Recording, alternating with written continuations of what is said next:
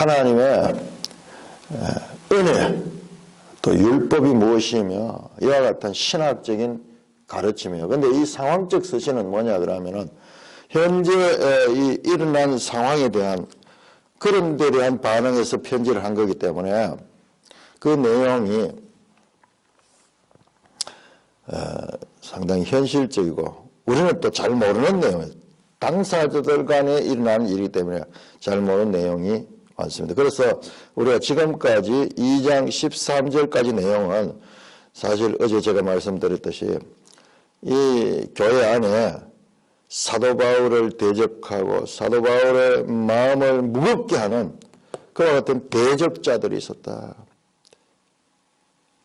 그래서 그들을 징계하고 그들 때문에 내가 마음이 상해서 지금 약속된 계획대로 너에게로 다시 가지 아니하고 갈려 같은 것을 취소하고 대신 편지를 써서 보내고 내 마음을 전하고 있다. 그러고 보니까는 너희들이 그 자를 교회에서 징계를 했다 하는 소문이 들리는데 그것이 마땅하다. 그렇지만은 너무 심하게 그를 쫓아내지 마라. 그러면은 사탄이 좋아하는 일을 하게 된다. 그가 회개할 수 있도록 사랑으로 그를 권면해라. 용서해주고 그렇게 해라. 만약 그를 정말 너무 지나치게 그를 징계해버리면은 사탄의 계략에 빠진다. 11절에 그렇게 말했습니다. 그리고 자기가 개인적으로 경험했던 일들을 말해요. 자, 그런데 오늘 우리가 읽는 이 부분은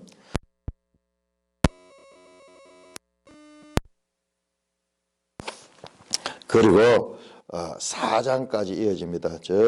이 내용이요 7장까지 이어져요. 7장까지 이어진대요. 그런데 이 상황적 서신 가운데서 아주 중요한, 정말로 중요한, 제가 봤을 때는 신약 성경 중에서 가장 중요한 신학적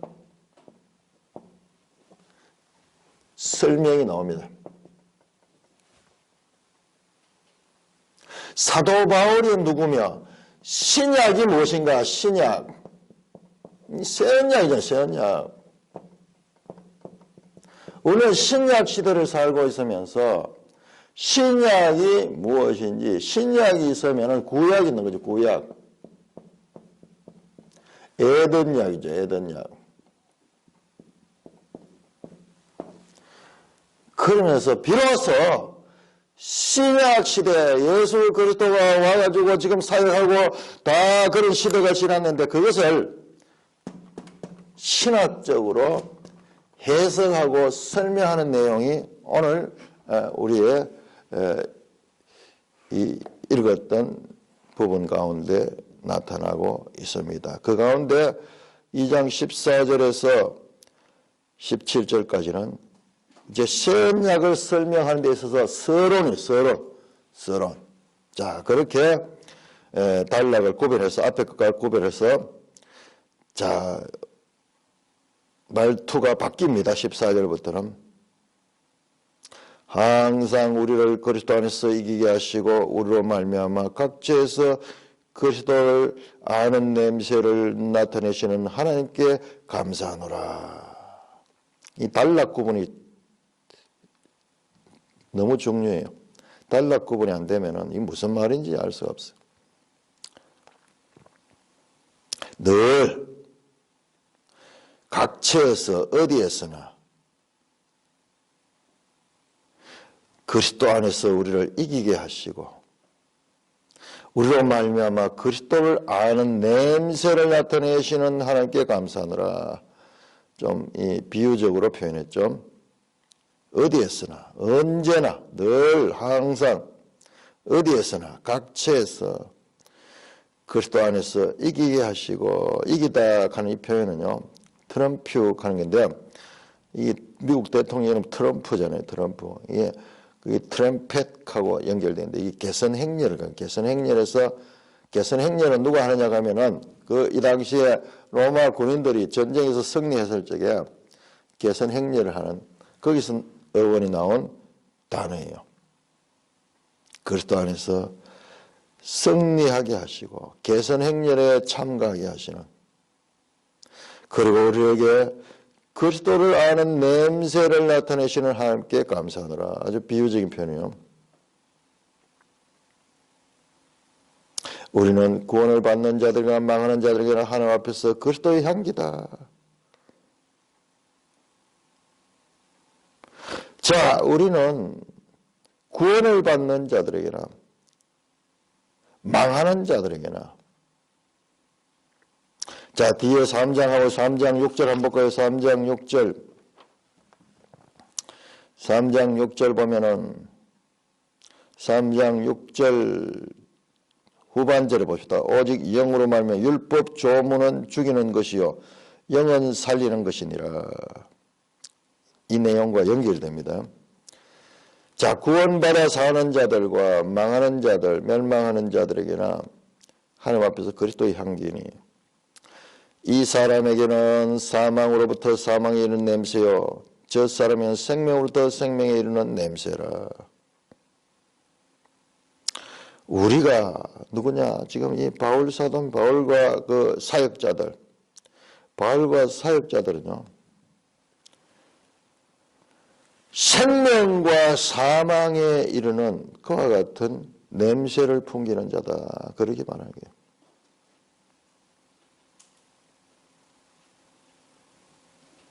사망으로부터 사망에 이르는 냄새가 되게 되고, 또 어떤 사람에게는 생명으로부터 생명에 이르는 냄새다. 누가 이 일을 감당하여 이 일, 이게 바로 사도의 직분이에요. 사도의 직분. 하나님으로 말미암아 사도된 나 바울은 사도와 선지자가 구별돼요. 이 에더냐의 선지자의 사역이 지금 사도 바울은 사도직으로 감당을 하고 있다는 거예요. 누가 이 일을 감당하리요? 이 표현은 우리 구약과 연결해 보면은 모세가 하나님께 사역에 이 권고를 받았을 때 자신은 감당할 수 없다. 그러고 나는 입술이 둔한 자요 감당할 수 없습니다. 이사야가 하나님께서 불렀을 때요, 나는 입술이 둔한 자입니다. 나는 감당할 수 없습니다. 에레미야가요, 나는 아이라 감당할 수 없습니다. 에스겔도 마찬가지요. 그랬던 그 선지자, 구약의 선지자들을 부를 적에 나타난 반응이에요. 누가 감당합니다? 감당할 수 없습니다. 나는 감당할 수 없습니다.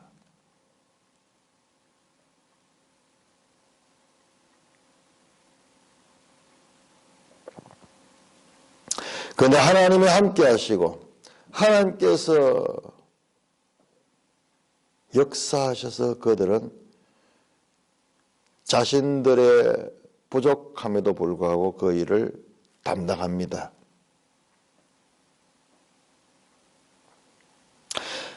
17절인가 우리는 수많은 사람들처럼 하나님의 말씀을 혼잡하게 하고, 이 수많은 사람들이 누구냐 그러면은 바로 고린도 교회에 와서 사도 바울을 대적하고 사도 바울을 공격하고, 그리고 바울의 가르침을 틀렸다 그러면서 자신들이 정통이고 자신들이 공인된 그와 같은 사람들이다, 그런 사역자다라고 주장하는 사람이에요. 이 사람들이 누구냐 그러면 3장 1절 보시면요. 3장 1절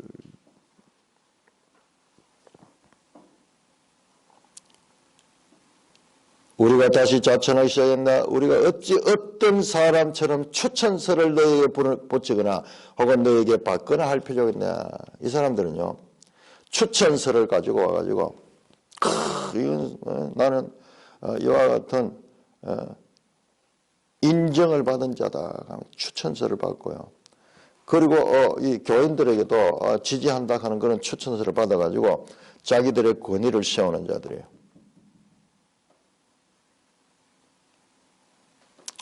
이 사람들은 어떻게 하느냐? 하나님의 말씀을 혼잡하게 했다. 혼잡하게 했다. 이 단어가요. 카펠레오 하는데 카펠레오. 이 킹제임스 영어 성경에는 peddle for profit. 무슨 뜻이냐? 이익을 위하여 속이는 자들이요. 정확한 원어의 뜻은요.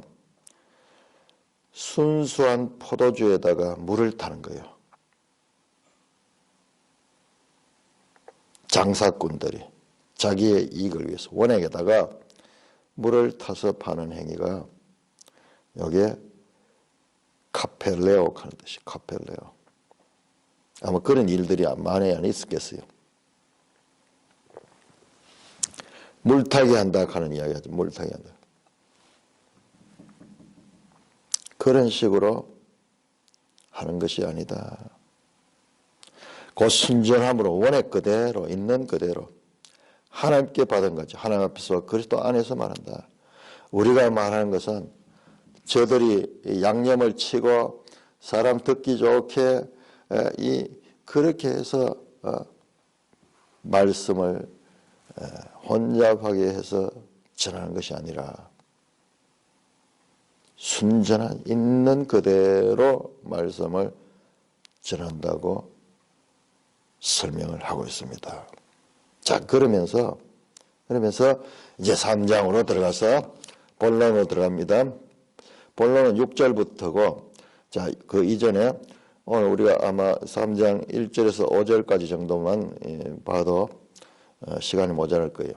자, 그러면서 다시 우리가 다시 자천하기를 시작했냐. 자천은 자기를 스스로 추천하는 거예요.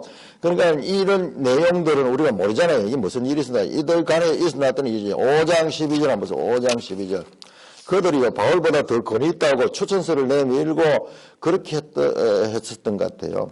12절도 뭐 우리가 다시 너에게 자천하는 것이 아니요. 그러면서 지금 이야기를 지금 하는 거예요.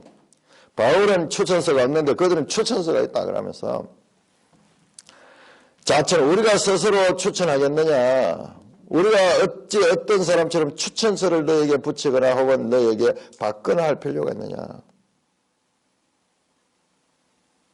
그런 추천서 필요 없다.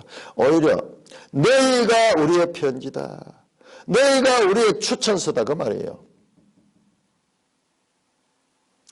우리 마음에 섰고 무사람이 알고 읽는 바다. 너희를 사람들이 보고 읽는 거예요. 사람을 읽는 거예요. 사람을 읽는 거예요.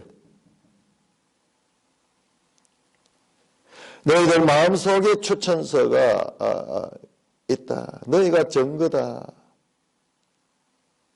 너희는 우리로 말미암아 나타난 그리스도의 편지니 이는 먹으로 선 것이 아니라 오직 살아계신 하나님의 영으로 선 것이며 돌판에 선 것이 아니 오직 육의 마음판에 선 것이다. 어떤 사람들은 먹으로 선 추천서를 가지고 이게 우리가 정말 우리가 바른 교사인 것을 드러내는 증거다. 그렇게 하는데 바울은 그렇게 하십니다. 너희 자신이 추천서다.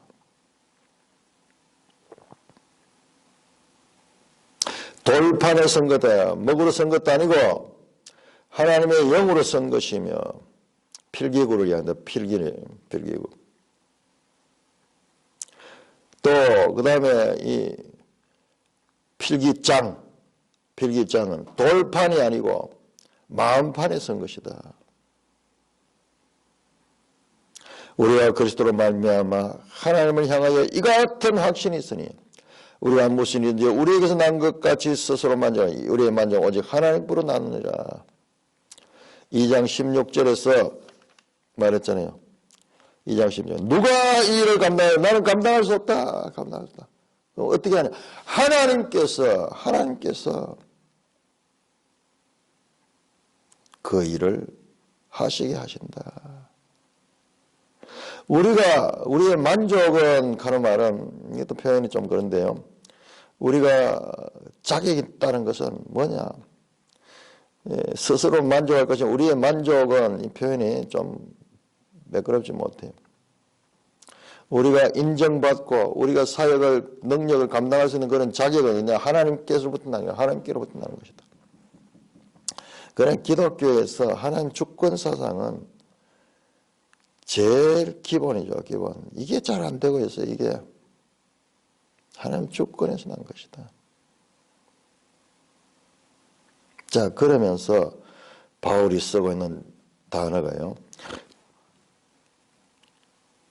먹으로 선 것이 아니고 살아계신 하나님의 영으로 선 것이며 돌판에 선 것이 아니고 오직 육의 마음판에 선 것이다. 우리는 뭐 이게 그런 말씀인 것 같지만은, 자, 여기는 구약적인 배경을 깔고 이와 같은 말씀을 하고 있습니다.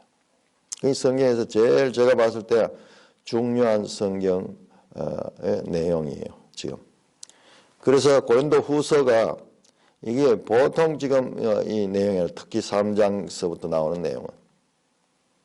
이것은 구약의 저 출애굽기 19장에서 24장 나오는 새 언약, 저 에돔약, 시내산 언약의 울림이에요. 시내산 언약의 울림이 여기서 나타나는 거예요.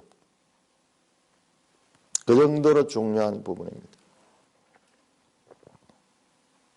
자, 그 부분을 보기 전에 우선 우리가 사도 바울이 말씀하고 있는 먹으로 선 것이 아니요 살아계신 하나님의 영으로 선 것이며 돌판에 선 것이 아니요 오직 육의 마음판에 선 것이라는 말씀을 우리가 제대로 이해를 해야지 이어지는 내용도 우리가 알 수가 있습니다. 자, 혹시 이 말씀을 구약에서 본 적이 있습니까? 구약에서 새 언약이라는 단어는 6절에 나오는데 이것은 구약의 에레미야 31장 33절에 나옵니다. 이건 정확하게 나오는 단어인데 그 이전에 육의 마음판, 그 다음에 하나님의 영으로 쓰다, 이런 용어가요. 이런 용어가 구약에서 중요하게 나오는데 우리가 이 에스겔 할 때, 에레미야 할 때 다 봤던 거예요. 자, 에스겔 11장, 36장, 에레미야 31장, 우리가 한번 찾아보자. 자, 이게 누구냐? 에스겔 누굽니까? 에레미야. 다 포로기 선지자예요. 포로기 선지자. 구약 성경 포로 직전에, 에스겔은 포로로 잡혀갔던 자고 에레미야는 포로 직전에 600년에서 570년 뭐 이 사이에 586년에 포로 잡혀간대. 에레미야는 포로 전과 포로 후에 같이 사역을 했어요. 포로기 선지자, 포로기. 구약 성경의 마지막이면 마지막. 선지자들 중에 마지막. 물론 포로에서 돌아와서 또 선지자들이 활동했지만은 포로 직전에, 바벨론 포로 직전에 선지자들이 바로 에스겔, 에레미야, 다니엘 같은 자들이요. 그 선지자들의 말씀 가운데 가장 끝입니다. 그냥 끝. 나라가 망하기 전에 하나님께서 이 선지자를 통해서 나라는 망할 것인데, 그런데 그것이 끝이 아니고 새로운 언약을 통해서 새로운 구원의 경륜,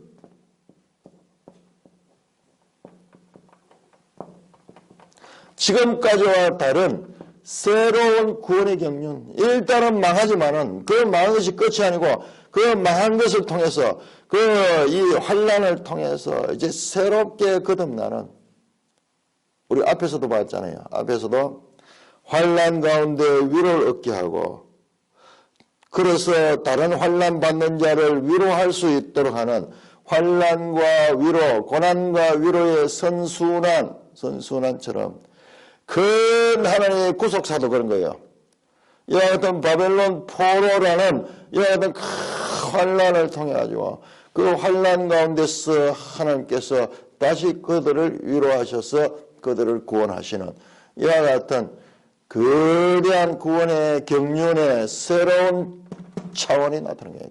이 바퀴가 두 바퀴가 있는데 이 한 바퀴가 끝이 나고 이제 다른 한 바퀴가 시작되는 그와 같은 메시지가 이 포로기에 있었다는 거예요. 그러니까 우리가 포로기의 절망적인 상태만 보는데 아니야, 그 절망 가운데 소망을 준 것이 바로 이 포로기 선지자를 통해서 말씀하신 거예요. 자, 먼저 우리가 에레미야 31장을 한번 보겠습니다. 에레미야 30.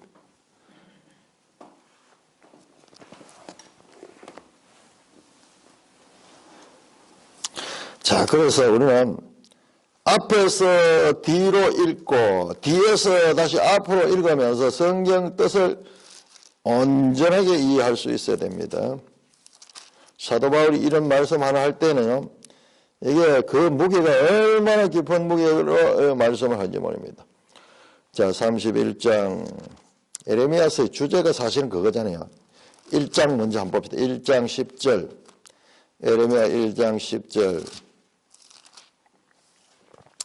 1장 10절 보라 내가 오늘 너를 여러 나라 여러 왕국에 세워 내가 그것을 뽑고 파괴하고 파멸하고 넘어뜨리고 건설하고 심게 했다.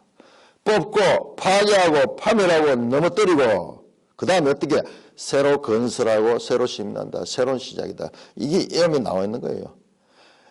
시대는 끝이 나고 이제 새로운 시대를 일으킬 것을 말씀하고 사도 바울이 지금 고린도 후서로 보면은 환난 가운데서 위로하시는 파괴하고 파멸하고 넘어뜨린 가운데서 다시 그를 새롭게 세우는 그와 같은 메시지 주제가 이것이 에레미야서를 관통하는 대주제입니다. 7번 나옵니다. 7번. 마지막 한 번 볼까요? 45장 4절. 자, 45장 4절. 우리가 이렇게 신약과 구약의 관계들을 아는 것이 바로 성경이라는 것이다.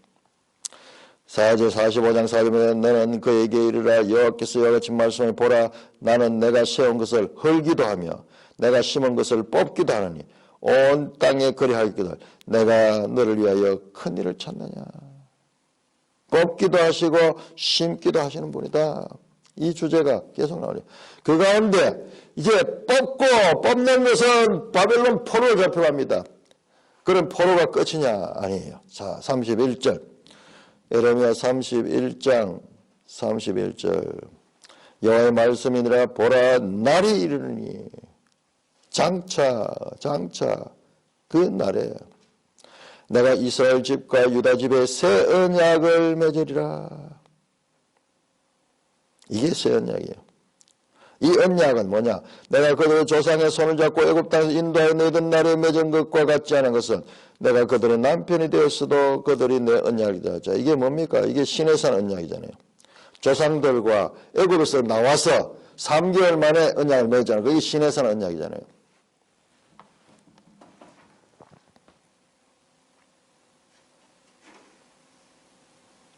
그러나 그들이 언약을 깨뜨렸다. 언약이 잘못된 것이 아니라 언약을 지켜야 될 대상자들이 언약을 깨뜨렸다는 거예요. 33절 그러나 그날 후에 그때 이후에 내가 이스라엘 집과 맺을 언약은 이라니 이게 새 언약이에요. 내가 나의 법을 그들의 속에 두며 그들의 마음에 기록하여 나오죠. 자, 마음에 기록했다. 마음에 기록했다.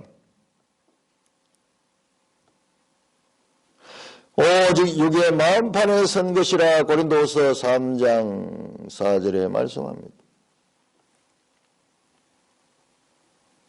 그래서 나는 그들의 하나님이 되고 예레미야 31장입니다. 그들은 내 백성이 될 것이라. 그들이 다시는 각기 이웃과 형제를 가르쳐 이르되 너는 여호와를 알지 알라 하지 않으니 이는 작은 자로부터 큰 자까지 다 나를 알기 때문이라. 내가 그들의 악행을 사하고 다시는 그 죄를 기하자. 죄를 용서해 주시고 그 다음에 그들의 마음속에다가 하나님의 법을 기록해 준다 그래요. 기록해. 언제? 그날 후에. 이 에덴 약에 그들이 지키지 못했지만 그들을 용서해 주고 다시 언약을 맺는다. 그것이 바로 새 언약을 맺으리라. 31절은 이스라엘 집과 유다 집의 새 언약. 자, 이 말씀 나오는 김에 우리 이 세대주의와 해석 차이가 지금 여기서 극명하게 나는데, 세대주의는 이 본문을 이건 유대인들이 한 말 아니냐 그렇게 해석을 해요. 유대인들이 하는. 분명히 거기에 이스라엘과 유대의 새 언약을 맺겠다 했으니까는 분명히 이걸 말하는데 이걸 왜 교회에다 적용시키느냐 그렇게 주장을 하는 사람. 정말 그들 말씀이 맞잖아요. 이걸 우리가 뭐 과잉 해석해가지고 이거를 그렇게 하는 것은 본문에 분명히 나타나 있는 이 내용을 뛰어넘잖아 하는 그런 주장을 하는 이 세대 주장을 그렇게 해서 그것을 이스라엘의 언약이에요. 그래서 이건 언제 되느냐 그러면 이스라엘이 돌아오는 그 사건과 연결시키는 그런 해석을 하고 있습니다. 자, 그런데 그러니까 여기 첨예하게 두 해석이 갈리는데요. 우리는 지금 이것을 교회 시대로 연결해요. 어떻게 해서? 지금 사도 바울이 지금 말하고 있잖아요. 사도 바울이 말씀하고 있잖아요. 교회 시대에 지금 고린도 교회가 지금 이방인들이잖아요. 그들에게 새 언약에 지금 직분을 가지고 사도가 지금 가르치고 있잖아요. 이 세대주의자들도 성경을 되게 강조하고 또 문자적으로 그렇게 성경을 오버하게 해석하지 않으려고 노력하는 거예요. 노력하는데요.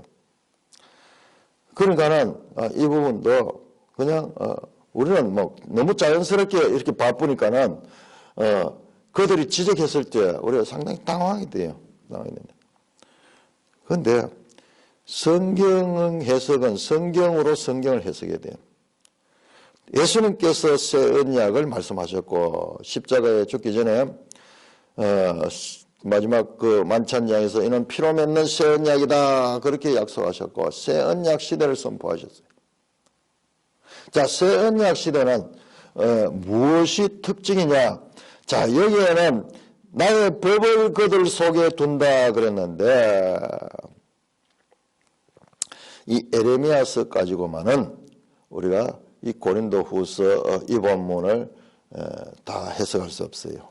에스겔 11장부터 한번 볼게요. 에스겔, 에레미야 다음에 에스겔 나오죠. 에스겔 11장.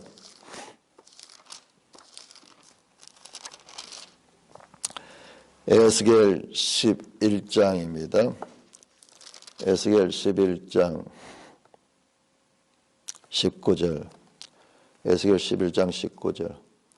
내가 그들에게 한 마음을 주고 그 속에 새 영을 주며 그 몸에서 돌 같은 마음을 제거하고 살처럼 부드러운 마음을 주어 내 율례를 따르며 내 규례를 지켜 행하게 하리니 그들은 내 백성이 되고 나는 그들의 하나님이 되리라. 자, 이와 같은 포록이라는 환란이죠. 환란, 고난의 때 포록입니다. 포록이는 끝이 아니고 이 고난에서 다시 위로하시는데 바로 어떻게 하냐? 하나님께서 새 영을 주시겠다는 것입니다. 그래서 그 마음에 굳은 마음, 돌 같은 마음이 아니라, 자, 다시 고린도후서 3장 보세요. 돌판에 선 것이 아니고 어떻게 한다고요? 에스겔 살처럼 부드러운 마음을 준다. 살처럼 부드러운 마음. 바로 고린도후서는 육의 마음판 하는 거예요. 육의 마음판. 이 살이라 하는 게 이게 육체가 플래시 이걸 가리키는 플래시 가리키는 돌처럼 딱딱한 것이 아니고 살처럼 살아있는 거죠. 죽으면 딱딱해지죠. 부드러운 마음을 준다. 그래서 에레미야와 에스겔 이 두 포로기 선지자의 말씀이 지금 여기에 같이 사용되고 있는 거예요. 사도 바울은. 자, 36장 에스겔 36장 한번 더 봅시다. 더 진전된 말씀이 나옵니다. 에스겔 36장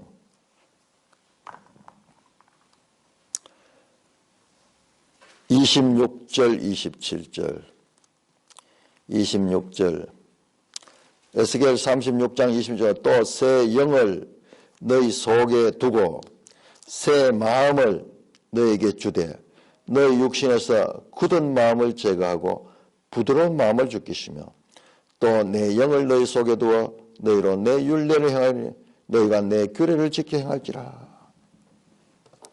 자, 이 에레미야와 에스겔 말씀을 합쳐보면요, 새 영, 새 언약은 새 영으로 시작된다. 새 영으로 시다.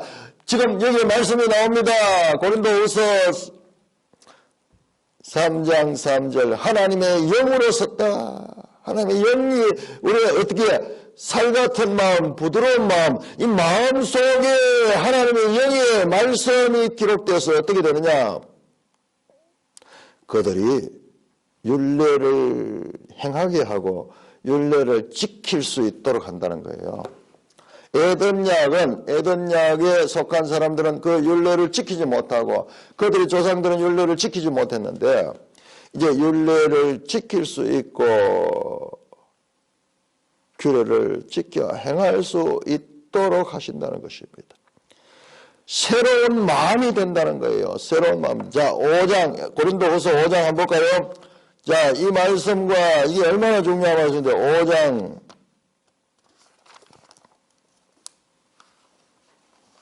17절, 5장 10절. 그런즉 누구든지 그리스도 안에 있으면 새로운 피조물이라 이전 것은 지나갔으니 보라 새 것이 되었다. 새 언약.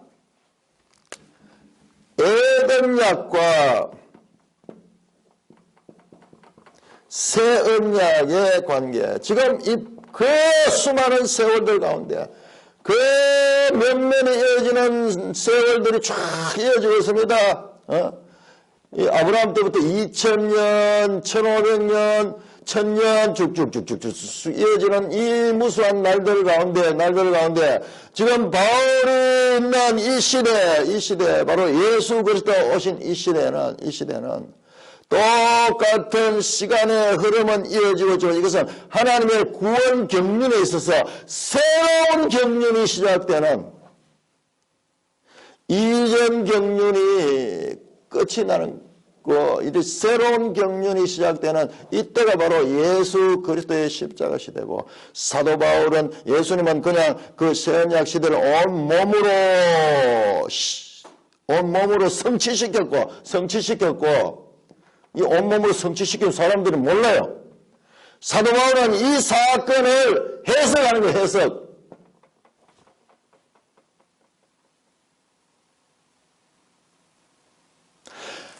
해석해주지 아니하면 사건이 사건으로 제대로 역할을 하지 못하는 거예요.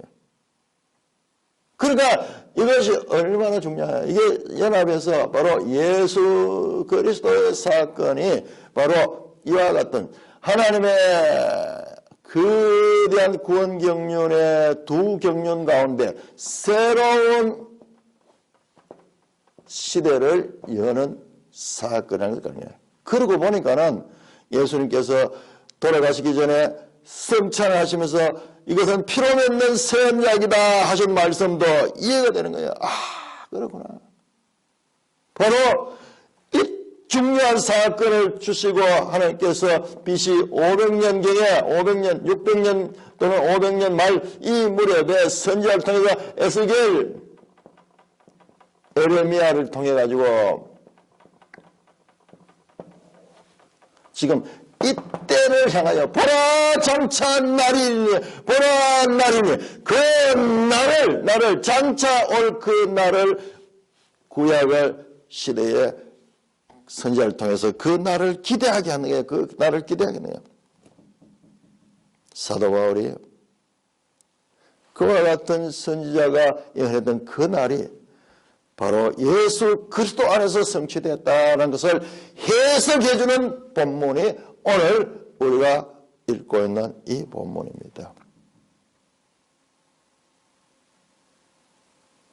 이 배경이 구약의 궁극적으로 구약의 모든 내용은 어디냐 바로 이때를 가리키는 것으로 끝이 났어요. 포로기 마지막 선지자들이 여기에 이제 지금 이것은 끝이 아니고 새로운 경륜의 시대가 올 것이다. 새 언약 시대가 올 것이다. 그 예수님께서 새 언약을 구약의 옛 언약은 시내산에서 짐승의 피를 뿌리면서 이루어졌지만 새 언약은 갈보리 십자가에서 예수님께서 피를 흘리시면서 그렇게 성취된 언약이라는 것입니다. 지금까지와는 다르다는 거예요. 그래서 이어지는 내용 가운데 이제 계속 모세와 지금 바울의 사역을 비교를 하는, 바울이 어마어마한 거예요. 자신이 이 모세의 이 위치와 자신을 서로 마주놓고 서로 비교하고 있는 그와 같은 내용들이 이어지고 있습니다. 바울은 선지자처럼 모세의 유형으로 부름을 받았습니다. 에르미야처럼 에스겔처럼 같은 그런 부름을 받아서 그 위대한 구약의 선지자들과 자신을 같은 반열에 놓는 거야. 보통 이야기 아니죠. 그렇지만은 그는 선지자가 아니라 예수 그리스도의 사도라고 말씀합니다. 그의 사역은 선지자의 구약 성경의 직무를 완성시키는 것입니다. 현상적으로 바울의 사역은 선지자의 사역과 같지만은 종말론적으로 그리스도의 사도가 바로 바울의 사도는 이와 같은 이 시대가 새 언약 시대 전체를 종말기라 그러거든요. 종말기. 예수 그리스도 오셔서부터 재림의 때까지 종말기라고. 종말기. 이 종말기의 시작을 예수 그리스도께서 시작하셨고 그것을 지금 해석하고 있는 거예요. 해석. 그러므로 바울의 사역은요, 모세와 비교되고 대조되는 어마어마한 이야기를 하는 거예요. 지금 사람이요, 자기 자신을 지금 모세의 사역이 있었고 나의 사역이 있다. 그러면서 자신의 사역을 설명하는 것이 바로 6절 이하, 그가 또한 우리를 새 언약의 일꾼 되기에 충분할 수 있도록 했다. 만족되게 했다 표현하니까 좀 이상하죠. 그렇게 했다. 이 고린도 후서의 이 번역이 좀 아쉽네요. 그런 게 몇 개 나와요. 앞에서 나왔던 근심, 그 다음에 여기 나오는 만족하는 것들. 충분한 자격이 되게 했다. 충분하게 됐다. 그래서 6절에 그가 또한 우리를 새 언약 일꾼 되게 만족하시니 율법 조문으로 하지 않고 오직 영으로 했다 그러면서 율법 조문과 성령 대조하면서 시내산 언약에서 이스라엘에 주어진 율법과 그리고 그리스도 안에 성취된 새 언약 을 대조하면서 그 새 언약과 옛 언약을 대조하며 새 언약 시대가 옛 언약 시대보다도 훨씬 더 구원 경륜의 이 높은 차원인 것을 설명하는 내용이 이어져서 나옵니다. 자, 그래서 새 언약의 일꾼이 되게 6절입니다. 6절. 새 언약의 일꾼 되기에 만족하게 하시니 율법 조문으로 하지 않고 오직 영으로 했다. 자, 왜 율법이면 율법이지 율법 조문으로 했는가? 자, 그것은 내일 설명하겠습니다. 자, 율법 조문과 영을 대조합니다. 그러면서 율법 조문의 설명입니다. 율법 조문은 죽이는 것이요 영은 살리는 것이다. 살리는 것은 영이니 육은 무익하니라. 예수님의 말씀 그대로 나옵니다. 그 다음에 한 단계 더 진전됩니다.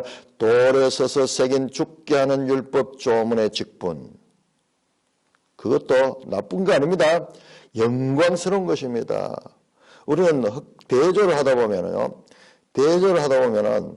그 본뜻을 놓치기 싫어. 하나를 살리기 위해서 하나를 죽이려고 하는데 아닙니다. 율법 조문도 영광스러운 것이고 귀한 것입니다. 이스라엘 자손들이 모세 얼굴에 없어질 영광 때문에 그 얼굴을 주목하지 못했거든. 자, 이런 부분도 우리 출애굽기 이 본문을 다 찾아보면서 살펴봐야 될 내용입니다. 자, 이 내용은 우리가 내일 한번 배경을 살펴보면서 이 부분이 중요하기 때문에 이 부분은 나누어 가지고 이 부분을 제대로 이해하는 것은 우리가 이 성경을 가장 중요한 부분을 제대로 이해하는 부분이기 때문에 이 부분은 더 자세하게 살펴보겠습니다. 바울은 고린도 교회 자체가 바울의 추천서라고 말합니다. 사람들이 서주고 사람들이 지지를 받아서 하는 것이 그것이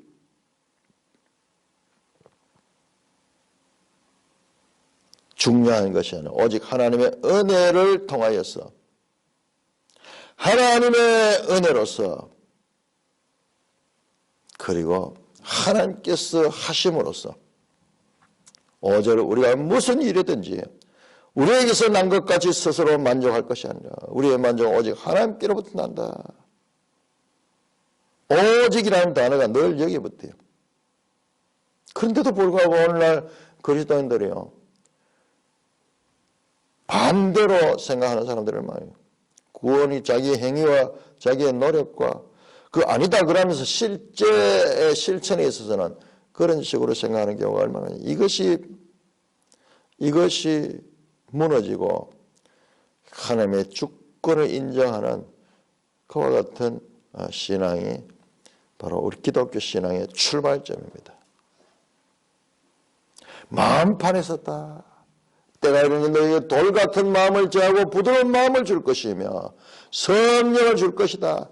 에레미야 31장 31절에 33절 말씀 그리고 에스겔 36장 말씀들이 포로기 선지자를 통해서 그 당시에는 알 수 없었어요. 알 수 없는데 사도 바울이 이제 그 말씀이 지금 성취되고 있다. 지금 그리스도 안에서 성취되었다. 그것을 설명하고 있는 위대한 신학적 해석이 여기 나오는 거예요. 로마서보다도 차원이 더 높아요. 여기가. 성경에서 가장 중요한 부분이다. 우리 성도들은 하나님 말씀을 볼 적에 지금 이 내용이 지금 얼마나 중요한 내용이고 산으로 치면 얼마나 높은 산인지 이것 정도를 알아야지 이 똑같지 않습니다. 똑같은 말씀의 내용이지만 어떤 곳에 아주 깊고 높은 그와 같은 고봉이 나올 때 있는데 여기가 고봉이구나 하는 정도만 알아도 성경을 이해할 수. 우리 지난번 이사야 할 때도 저 히말라야 산맥같이 그 가운데 산맥들 가운데 있는 몇몇 큰 마나슬루 같은 그와 같은 높은 고봉 그런 고봉이 지금 여기에 해당되고 있다는 것을 아는 것은 중요한 거예요. 이걸 그냥 슬쩍슬쩍 읽었다고 그래가지고는 안 돼요. 자, 그러면서 바울은 이제 그것을 설명해 주는 거예요. 설명해 주는 거예요. 이 켜켜이 나오는 이 구속사의 흐름 가운데 새 언약, 새로운 시대, 새로운 그것이 전부 그리스도 안에서 이루어진 것이다. 우리는 그리스도 안에서 이루어진 것의 그 실체적인 내용이 무엇인가를 바로 알아야지 오늘날 성도로서 제대로 성도다운 삶을 살 수가 있는 것입니다. 찬송가 516장입니다.